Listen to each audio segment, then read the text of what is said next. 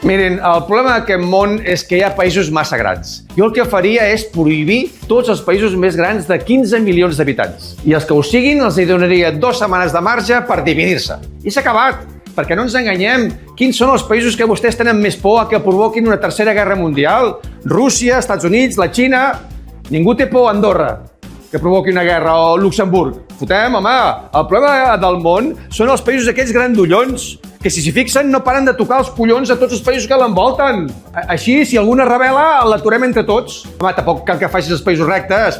Fes una mica de gràcia. Saps? Sempre fan un ziga-zaga. Ara. Això ja és més real. Ara queda bé. I aquests d'aquí no cal tocar-los.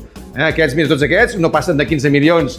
Que, per cert, són els països que es viu millor. I no patiu per les banderes perquè se'n fan més i ja està, no hi ha problema. S'agafa un bon dissenyador de moda i que busqui noves combinacions, tu. I de pas que les faci més originals i més diferents entre elles, perquè n'hi ha algunes que s'assemblen. Mira aquestes s'assemblen. Per cert, com és que no hi ha cap bandera que tingui el color rosa? És curiós, això, Sí, si les banderes fossin de color rosa i en comptes de tantes espases ni tantes àguiles imperials posessin, doncs, una floreta i un cor, per exemple, jo crec que no hi hauria tantes guerres. Imaginin un país amb una bandera així.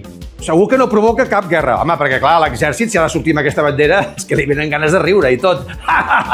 Com deia aquella cançó? El meu país és tan petit que un cop m'he ficat dins del llit. Mai sé si els peus els tinc dins del país veí.